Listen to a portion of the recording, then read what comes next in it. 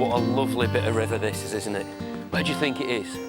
Tucked away on the back of a private, stately home somewhere? Bit of the Dorset Stour maybe? The Oxfordshire Windrush? All these lovely little rivers that are locked away in private? Nope, this is 25 miles of the River Idle, picking its way through Nottinghamshire and then plunging into the River Trent. And as you can see, it's a classic bit of British river, low, clear and running nice and fast. Today, in this Improve Your Course Fishing TV, I'm going to go roving for chub.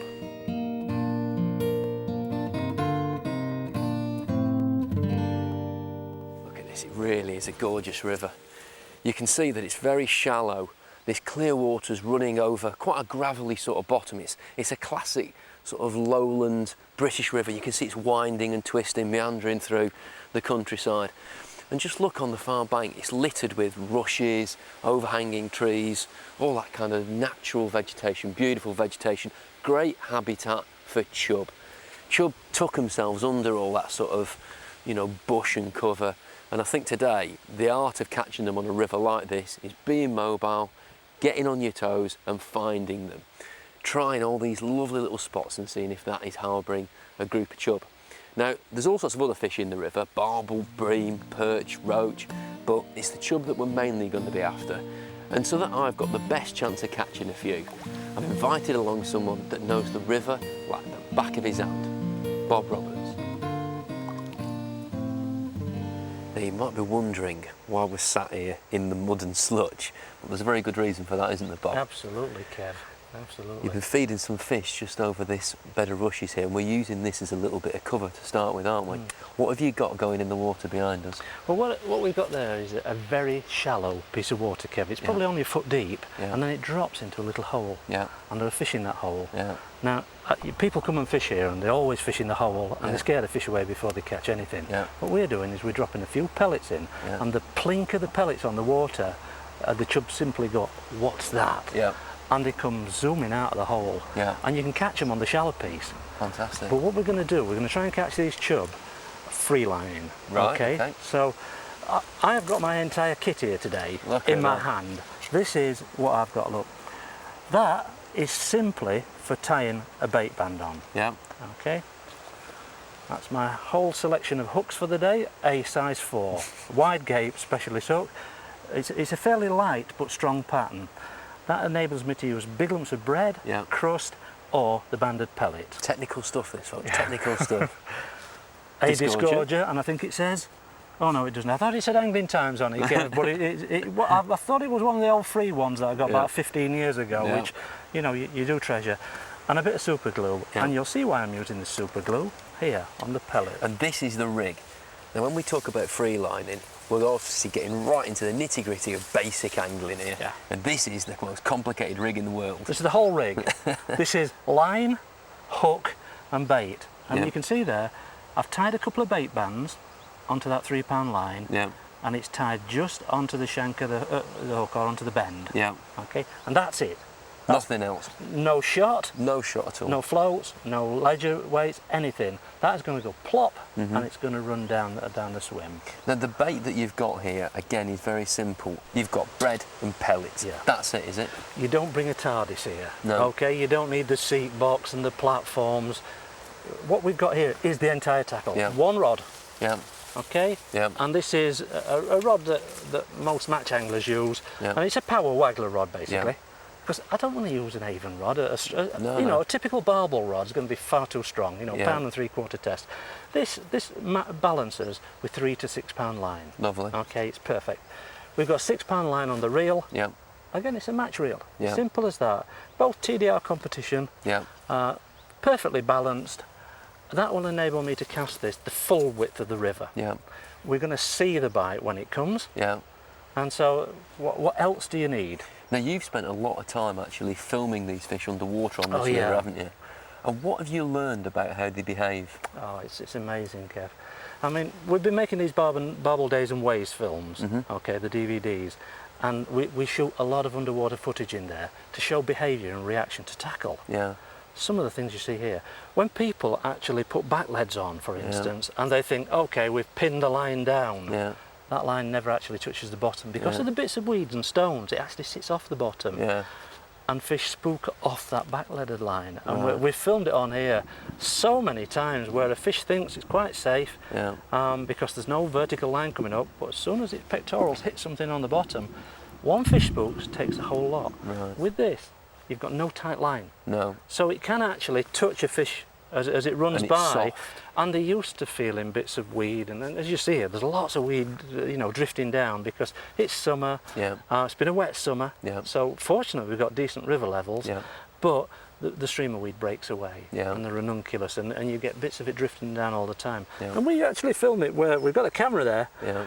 And you see this big raft of weed come over the top of the camera, and the fish are in front of the camera, and it just brushes them, and they don't care at all, so long as it's soft. Yeah. Anything tight frightens them. Yeah. Also, you find different behaviour in different swims. Yeah. In some swims, for instance, like we'll catch today on bread. Yeah. In this swim, you'll struggle on bread, yeah. but you throw a few pellets in, and the fish come herring into it. And the problem is we've got some nuisance fish in this swim, as well as the chub, haven't we? We've seen a couple of barbel now. Yeah. Who knows? Nuisance fish being barbel. Now, there was a key thing there. He said this swim is full of fish. Now then, there's a bit of pressure there on the old boy. So Bob, let's get in position, let's get the bait in the water, and let's see whether this free lining, soft line tactic that hopefully isn't going to spook the fish is going to allow us to catch them from this little diddy river right under the rod tip with nothing on the line more than a hook and a bait. How simple can it get?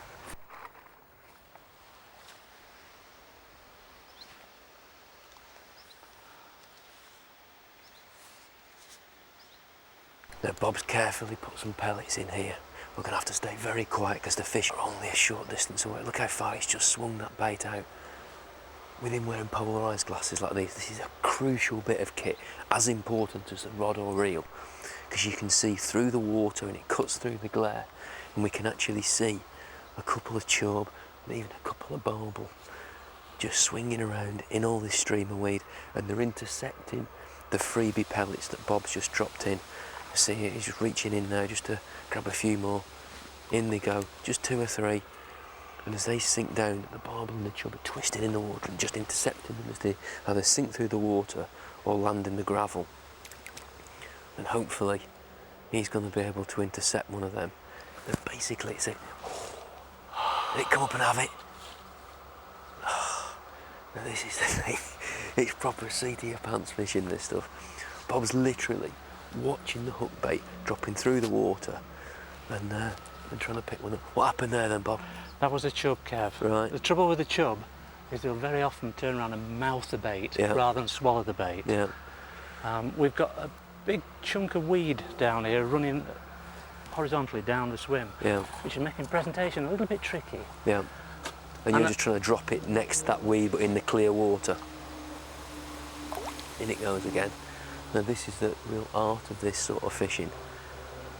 You're able to actually see the fish that you're trying to catch, and it's such an exciting way to fish because it's not like you see a float go under or a tip pull round. You actually watch the tip that the fish rather grab your bait. You actually see them grab hold of your hook bait, and then you've got to quickly time your strike and hopefully connect. He's had one near miss. Hopefully next time round it'll be whammo and into business.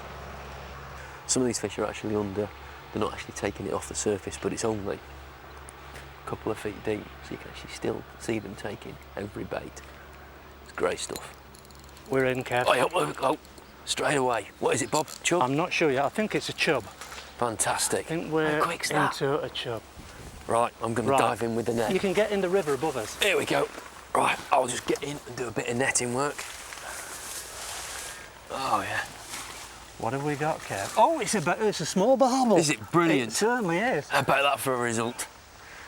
It is only a small fish as well. It's a barbus though, Bob. Oh no, I'm telling a lie. I'm telling a lie. It's a chub. It's not. It's not. It's a baby barbel. It's a barbel. Well done, that man. Hey, well done. Hey. Put it there. Now then, let's have a little look. Oh yes.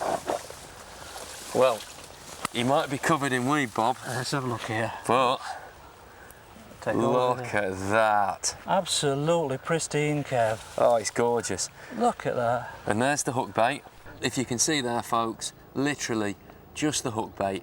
That is the entire rig, a hook and a hook bait. It doesn't get any simpler than that, does it? No, it doesn't, Kev. It might not be a massive fish though, but what a beauty. It's absolutely perfect, isn't it?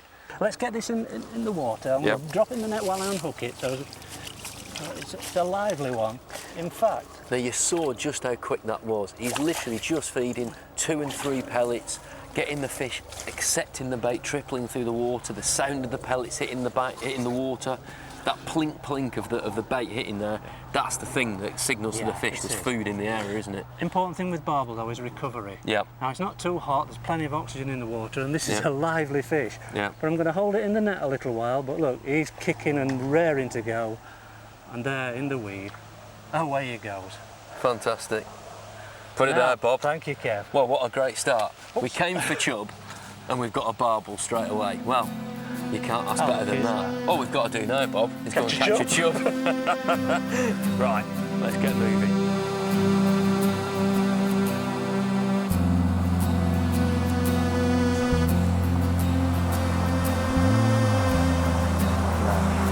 Stand there. Tree down there. Now we've moved about a quarter of a mile downstream from that first swim, and Bob, no angler worth his salt is going to walk past this swim, is he? The problem you've got, Kev, is no angler has walked by this swim. It gets fished every single day that there's a man on the river. Yeah.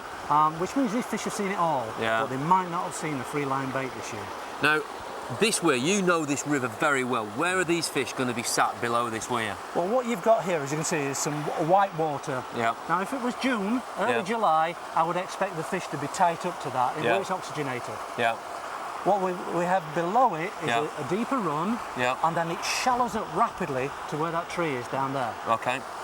The fish are hanging back in there. Yeah. So what I'm going to suggest we do is we drop in halfway down this pool, cast upstream, and allow a little bit of a bow to go in the line, and let it flutter down into the deeper water. And feel for a bite. You're going to feel for the bite. Now, there's not going to be savage bites. No. They're going to be very gentle plucks. Yeah. And anything you feel, you must strike at. Right. A lot of the time, it might be a minnow, it might be a piece of grass floating down. You still strike, because unlike when you're ledgering, or if you're, say, float fishing, where there's a splash, all you do here is just strike the bait off. And it baits the swim? Yeah, it feeds the fish that are there and makes them more confident. Great. Now, we didn't really dare hope to catch a barbel in this programme. We've caught one right from the start, a great beginning, but we've got to catch a chub, and you know what? I've been seeing him catch that barbel. I'm absolutely gagging to catch one myself. It's time for a chub, I think. Come on, let's give it a go.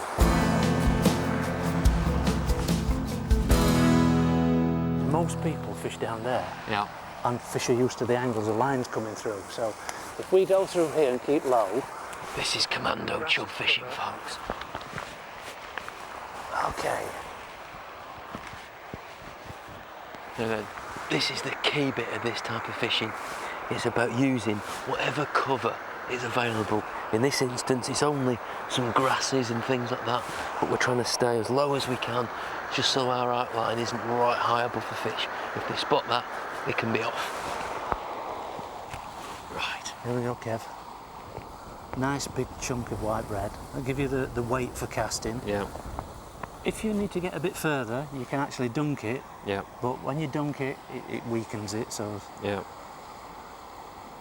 That's a proper chubby lump. The hook point is still proud there. I've just pinched it around the top of the eye of the hook just to nail it to it, and left all this stuff nice and fluffy here. That's a bit of a mouthful, but don't forget, chub have got great big gobs. They are greedy suckers, so I'm going to give them